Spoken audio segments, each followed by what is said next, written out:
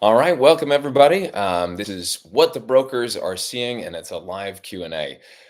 So I'll start by just talking a little bit about what the kind of inside scoop is on what myself. Again, I'm Kaiser Johnson with Liberty and Finance.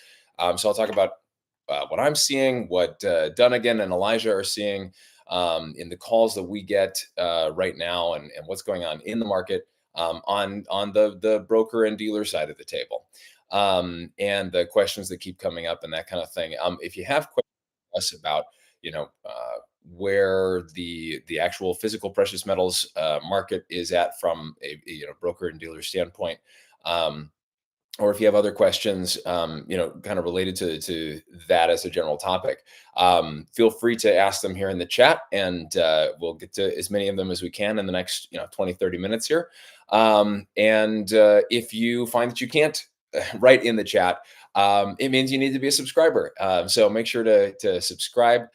Click the subscribe button and hit the bell icon, and then you'll be able to pretty immediately jump in on the chat there and drop any questions that you might have. So we'll just get things rolling here. I'd say there's a couple of questions that I keep hearing people, they call and they ask. Two main ones. One right now is what's everybody else doing? Are people buying or selling? And are they buying gold or are they buying silver? Right now, for the last, I would say, since about the beginning of the summer, we've seen kind of a big slowdown in both buying and selling in general. And we saw it starting, for the last 4 years, since March of 2020. Overall, we've seen a big uptick in precious metal sales, and the demand for physical silver and gold, as people have been concerned about just instability in the country as a whole, instability in the world, and uh, concerns with very realistic concerns with the strength of the dollar and inflation and that sort of thing. Starting in about the summer of this year, we just saw this kind of tapering off of calls, both buying and selling. It's started to pick up some again, but it's interesting because, and this kind of gets into the second question that we're getting asked a lot of, are people buying and selling, or should I be buying and selling, and that kind of thing. It's very much a buyer's market right now, because even though spot price, on gold is still near historic highs, as far as spot price goes, and silver is close to, it's within a $3-4 of where it's been at its highest in the last 15 years. um, the premiums are pretty low right now on most items, even on American coins and stuff like that. Where, if you look at, say, last March to October of last year, we were seeing silver eagles priced at anywhere from $10 to $15, $16 over spot. Um, and and right now, for the last 6 months, they've been around between $5 and $6 over spot. And that's very comparable to kind of where we're seeing other coins at, uh, maples and that kind of thing. Whereas a lot of times, the eagle is far kind of out of pace when it comes to premium with things like Maples or Philharmonics or Britannia and that kind of thing. Right now, we've got a special on the South African silver Krugerrand at $3.19 over spot, I want to say. It's in the description, I think, below. But and so Eagles are at 550. That's just a little more than a $2 difference, which in the overall cost of the coin is, what is that, about 8% or something like that. So it's kind of a narrow margin, and the percentage that you're paying to get a the percentage that you're paying on a premium is pretty minimal compared to where it's been over the last several years here on any coin. So those are a lot of the what we're seeing as far as um, the way that people are purchasing right now is because there has been this decreased demand for physical. Uh, it's very much a buyer's market, and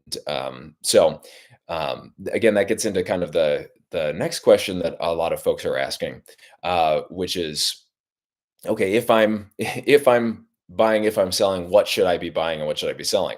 For buyers, a lot of what is what we're talking about is that you might as well go American at this point because the premiums are so close. If you're doing some I mean that's generally what we I know what I'm doing personally, and what I'm mentioning to most of my clients is, look, it's such a close um, premium difference there that eagles are still very much worth getting, both when it comes to gold and when it comes to silver. And on the gold side of things, I think eagles have been moving around between about 130 and 140 over spot. And whereas you look at other things, and maybe you can get a Krugerrand for $80 over spot or something like that, which again, in the overall cost of the coin, it's a pretty minimal difference there, because you've got gold at what's about 2650 to 2660, I think, right now. And so you're looking at 2740 to 2800. And so it's such a close gap there at this point that it's really worth, um in my mind, this is a good time to be getting eagles versus other coins, just because it's there are many times where the eagle is way out of step with other premiums, and so to get eagles when they're close in premium, and close in overall cost of the coin, to other coins. That's that's when you want to get them, and then if you are looking to swap into them, or when to get just bullion or generics or other sovereign coins. That would be when you see the difference in premium between eagles and those other coins or those other options, being way out of step with it, like we saw for most of last year, where even all premiums were way up on coins, but maples were $8 over spot when eagles were 15.50 over spot. And you could still get Philharmonics and Britannia and stuff for around $5 over spot then, and that was certainly a valuable time to be able to get into other sovereign coins or generics, and then when they're close together in premium, that's a good time to swap into eagles, or if you are just purchasing, to purchase eagles. Um, Again, if anyone has any questions here, you're welcome to drop them in the chat. If you find that you're not able to drop them in, you just make sure that you are subscribed to the channel, and that you have notifications turned on, and that'll let you be part of the chat too. And yeah, tune in here as well. The other side of what we're talking about there is as far as selling. We've seen, I would say, that is a shift that I've seen personally the last several months here, is a higher proportion of people calling to sell. And most of the time for the last few years, it's been lots of people just buying, buying, buying, buying, and probably 95% of the time, people purchasing, maybe 5% of the time people selling. Um, and then some some wiggle room in there for folks doing swaps. The other thing that I would say, now we're seeing something probably more like 75-25, or even 70-30, something like that, where a lot more people are selling right now. And part of that, is because of the way that the silver spot price has moved up. But right now, because of the way that the premiums are actually fairly, uh, they're low, and low in the overall cost of the coin, especially low related to spot price. If you look at March of last year, when we saw all those bank closures and stuff, March, April, May. Uh, Eagles were so high over spot that, spot was what, 22, 23, $24. And but it was still almost $40 to purchase an Eagle. And so, now it's 35, 36, 37 bucks to get an Eagle, with spot at 31, 61.60, I think is where it was at this morning. Um, and so it's actually, for a lot of coins, and for a lot of different options, it's actually, especially when it comes to silver, um, less expensive now to get them, even though spot has moved up a fair amount, because the premiums have come down so far. And so, that's something that, when folks are looking to sell, like, it can be a good time to swap, and uh, you know go from generics into Eagles, or that kind of thing, because the premiums are close, and they're low. Whereas, I would say, if you're looking at, I had a client ask me the other day, look, I either want to sell my fractional gold, or I want to sell Eagles, or I want to sell generics. What should I sell? And I said, look, while I'm not a financial advisor and I can't give financial advice, what I can tell you is what I would do. And right now, because there's not a big, I think we're, on most generic items, whether it's 1 ounce rounds, or it's 10-ounce bars, or that kind of thing. Our premium might be a $1.50 under spot, or something like that. Again, because there's not a huge, we're selling a lot of generics at under $2 over spot. And so, it's a pretty minimal swing there, but it's generally true that you won't see a large, a large swing, on generics. Like, even in the most high demand times, you'll get a little bit over spot for generics, but or bullion, but you won't it will never command huge premiums. Um, Whereas Eagles right now, we're paying a dollar or two above spot, for those, depending on whether they're 2024s, or if they're backdated, that kind of thing. Whereas, again, like a year and a half ago, we were paying $12 over spot for Eagles. And so, the to kind of time that out and go, okay, there is likely an opportunity, on the horizon at some point. Again, no one can really speak to the timeline of, okay, this is when this is going to happen, or that kind of thing. But um, we have seen it enough times before that it's reasonable to believe we'll see it again, where there's a time when demand for Eagles outpaces demand for other things. And so, that's a good time to sell Eagles, or swap Eagles into something with a lower premium, and move up in the total number of ounces that you have.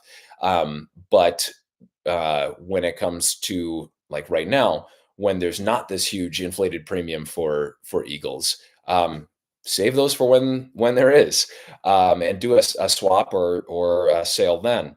And if you need to do a sale now, if you need liquidity or something like that, and you don't have people who want to barter, or trade, or accept silver as payment, which, shame on them. But if that's the case, we're happy to exchange it for you. But I would, if it were me, I would lean towards trading generic silver right now, for if you are in need of fiat currency, um, because that's, there's not a big difference in the premium that you'll get on that now, versus at the highest peak of physical demand for physical silver.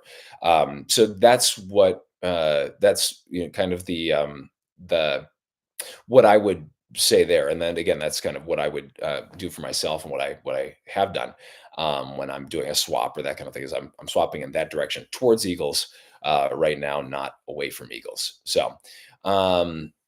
I'm just looking back to the chat here to see if we've got any questions. I don't see any immediately here. If you do have a question, please feel free to drop it in the chat. Again, if you find that you can't drop it in the chat, it's likely because you're not subscribed. So make sure to subscribe. Robert, good to see you, and long live coins. Glad you're here as well, and showing up and listening. Again, feel free to ask any questions that you might have. Honey, bees, and water and sunflowers. Love all those things. Speaking of water, I'm going to take care of that right now. So yeah, any questions that we might have, feel free to drop them here.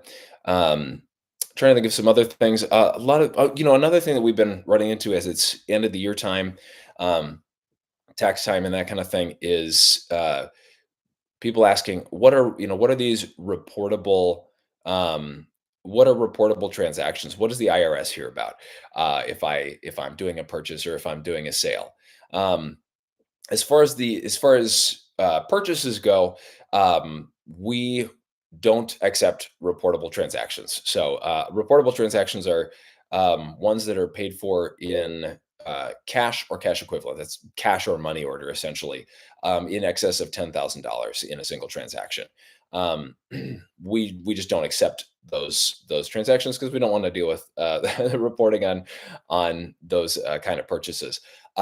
If you pay with a wire transfer, if you pay with an ACH, where it's just drafted directly out of your account, or if you pay with a check or a cashier's check, those are all recorded, and so they don't need to be reported. And those are not non-reportable transactions. So you can do any size of transaction on those, and it's not reported. And when it comes to selling to us, the list of reportable transactions is short. It has nothing to do with the $10,000 uh, uh, cash and cash equivalent limit. It has to do with the amount of ounces of certain products um, uh, in a single transaction or in related transactions. And if you'd like the list of what those are, it's only 8 or so different things. It's in our golden guide, the Liberty and Finance golden guide that Elijah put together, and it's a free guide. If you write to us at libertyandfinance@protonmail.com. Again, that's libertyandfinance@protonmail.com, and you just say guide in the subject line. I'll make sure to get that sent over to you.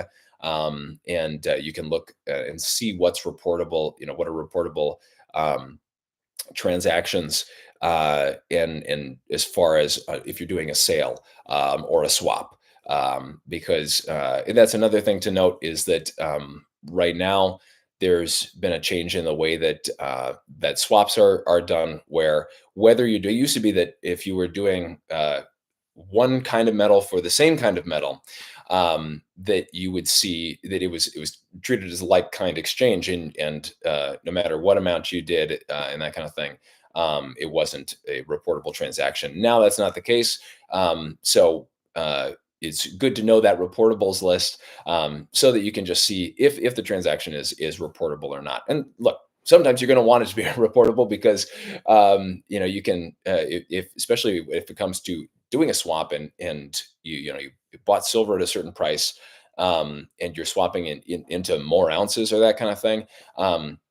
It's something where, and talk to your tax professional about this, but where you might be able to claim a loss on it, because you're going to you paid a bunch for silver eagles a year ago, and you're going to swap from silver eagles into generics or something like that, or vice versa, depending on what the situation is.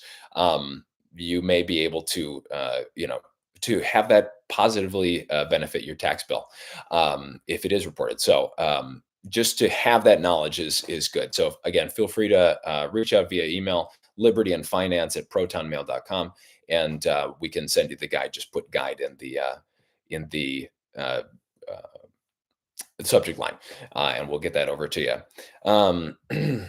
So uh, let's see. What are you seeing in platinum sales of late, and what's the outlook on platinum? So the Thanks for the question, long live coins. The Right now we haven't been seeing.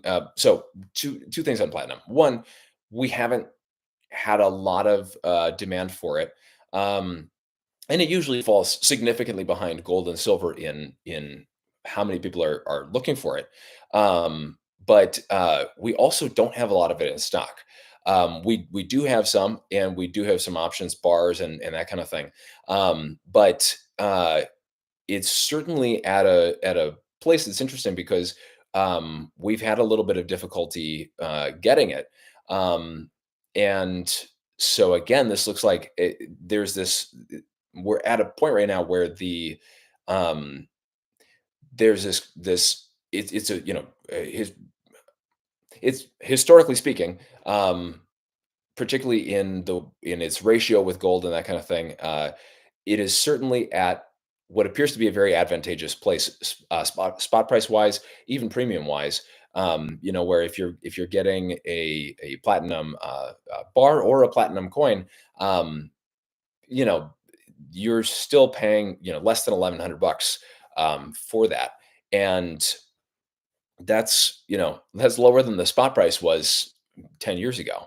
And so that's, you know, especially when you look at that, historically over the last 30 years, platinum trades anywhere from like 50% more than gold to up to three times as much the cost of gold. And that it's only in the last few years that we've seen it fall below gold. It's As far as long-term outlook goes, I still consider it a very high value proposition.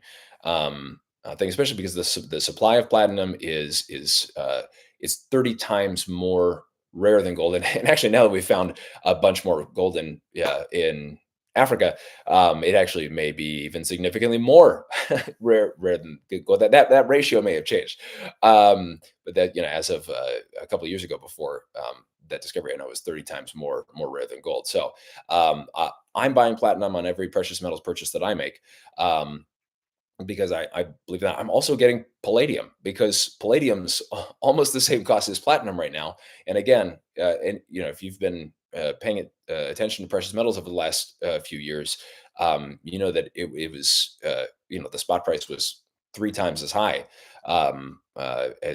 last year, okay, year and a half ago maybe. But so both, I would say platinum, palladium, the that those are both at really good spots right now, and we have them, and you can get them. Yeah, worth having, and worth getting, even if if you're looking at that as a more speculative option that you would eventually swap for silver or for gold or that kind of thing. I think it's super valuable to have that in your portfolio, and it's something that again I'm getting on every purchase I make. So, um, and let's see. Um, uh, Marty, help me understand better your question. You said, is buying PMs a good way to get forex? If you can just elaborate on that a little bit more, I'll be happy to answer it as best I can. Um, so, are you're asking?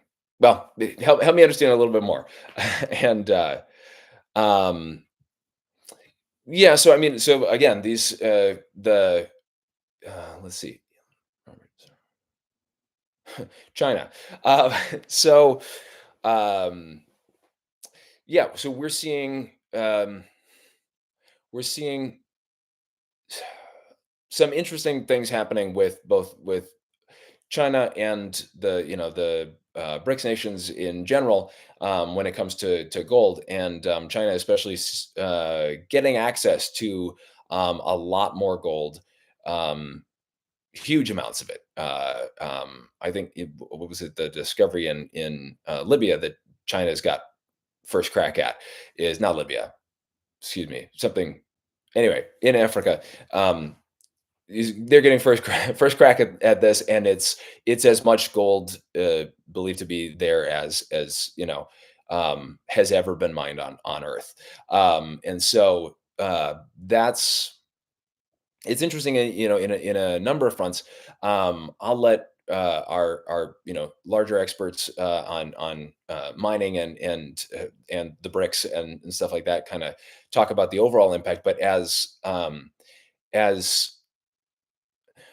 as brokers, one thing that I think that we see, and that I've thought has been one of the smarter things that I've heard people say time and again, is if you want to look at if you look at what um, doing for yourself, what major economic players are doing, it's a really smart thing to do. So, when, since when in 2018, 2019, when gold was reclassified as a tier one asset, and all the big five, global banks started stockpiling gold. And now we've seen China and Russia, and all uh, these economies that are looking to position themselves as the major world player, like and they're all stockpiling gold. It's something that as an individual, it certainly looks like if you want to play in the new economy, gold and silver, and particularly gold, are going to be a major part of that. And so to have a foot in precious metals, is super important. And I think that uh, regardless of the specifics of what's happening day to day in China or in Russia or in India or here in the U.S. I think that that's something that we can see, even if you just look big picture, and you don't get super granular on it on anything, to see that and to look at that and go, okay, what how do I want to set up my personal bank, and my personal economy, and how is that set up my family's economy? um, how am I going to set that up? And especially as I look at how the world economy and how these major world economic players are setting up themselves, it's worth taking a page out of that book. So, one second, just a quick water break here.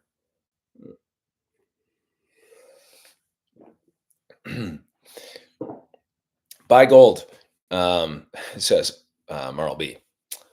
I agree. Um, let's see. We'll wrap up in a couple of minutes here. If there are any other questions, let me know. Otherwise, again, you can always reach out to us via email at libertyandfinance@protonmail.com. And I will drop that in the chat here, libertyandfinance at protonmail.com. You can reach out to us there. And I'll also put our 800 number in there, 1-888-815-4237. And that's 1-888-81-LIBERTY. And I'm just going to double check because I say it, I say it nearly every day. But I just want to make sure that I got that right before I drop that in there. Um, let's see. Johnson. It's, yeah, 888-815. I always just forget if it's 888-87. It's a 888. So I'm going to put that here. Um, so you can reach us at either of those locations. Um, and uh, so I see, Don, I see you asking a question about how long do I need to wait? And I presume what you're asking really is um, when's the big uh, rocket to the moon explosion that has been talked about for many years, of silver, when the silver price stops staying suppressed and goes way up. And unfortunately, the truth of the matter is, there's anyone who gives you an exact timeline on it. There's no way for anyone to know that. There's way too many factors at play for anyone to be able to say that. Um, there are really smart people who think that it's going to happen shortly. There are really smart people who think that it may take a much longer period of time to even get back up to where it was in the 1980s, in the 50s, in the $50 range. Um, but so it's not a question that anyone can answer with certainty. Um, but if you were buying silver 13 or 14 years ago, I'm guessing you were paying in the 20s and 30 dollar range, because well, I guess closer to 20 years ago that it was $30. So if you've made some, if you look at um your cost basis for it, and you see where it is now, if you just need some immediate cash flow, it is you can sell it. And while it's a buyer's market, spot prices near the highest it's been in the last in the last few years, the last 10 to almost 15 years. So yeah, it's something where you can do that. Um and we I think everybody's looking forward to not everybody, but technology companies maybe aren't looking forward to paying $300 an ounce for silver. But but most private holders of silver would appreciate if it was valued back at a more realistic point, with where it is as a commodity, and certainly as an industrial and monetary metal. So um, uh, yeah, we'll be ready to help you, whether that's now or whether that's when a big move happens. We'll be happy to help you out with that. Um, and here's hoping the big move happens soon. So um, yeah, so well, we're gonna wrap it up here. And platinum group metals are. Oh yeah, Gerald. Yeah, to your point, so when it comes to, gold right now is still predominantly a monetary metal. That's where we do use it in technology, but in really really small amounts. The things that we're seeing go way up in use is silver, platinum, palladium, and then things like copper and stuff too. We're using more of those industrially and in our technology and in electric cars and in cobalt too. That's in the lithium. All of these metals are used in cell phones and electric cars and charging stations and stuff like that to a degree that is unparalleled in all of human history. And when you look at and again, the platinum group metals are very rare, much rarer than gold. And when you look at silver, there's this scarcity to it that is more related on the fact that, I mean, there are not there are by and large not active, just silver mines anymore, because it's not it the spot price has been so comparatively low for so long that it's not worth the investment to get it out of the ground, unless you're also getting gold or copper with it, and you're getting silver as a byproduct. And so we still see that that's where most silver is coming from right now, that's getting mined, is mines that are also mining gold or copper, and there's silver there too. Um, but dedicated silver mines are few and far between, and so that's something where there's this scarcity of it and we need lots of it, because everything that's electronic, electrical conductivity is measured on a scale of 0 to silver. And so it's the most conductive metal, and so it's used in anything, any piece of technology that you have, anything with a computer in it is using silver. And things that have lots of those kind of components, like electric cars, they're using a lot more of it. So yeah. Um, I think we'll wrap it up here. Again, with any questions that you might have, feel free to reach out at libertyandfinance@protonmail.com, or you can give us a call 1-888-815-4237 if you're looking to place an order or that kind of thing. If you have more general questions, please feel free to use the email. We will get back to you as soon as we can. Oh, one other thing I would mention. What we see sometimes, so we have our 800 number, the Liberty and Finance phone number, covered like 20 hours a day or thereabouts. We're adjusting schedules a little bit, so it'll be like 18 hours a day. But the uh, and I know we mentioned in every time we do the specials, hey, call us after hours and on weekends, and you can still reach us, and that's true. Um, if you if you don't reach us immediately, normally we'll call you back pretty quickly. And the reason that you haven't reached us is because we're on the line with somebody else. So leave a message, because then we can call you back.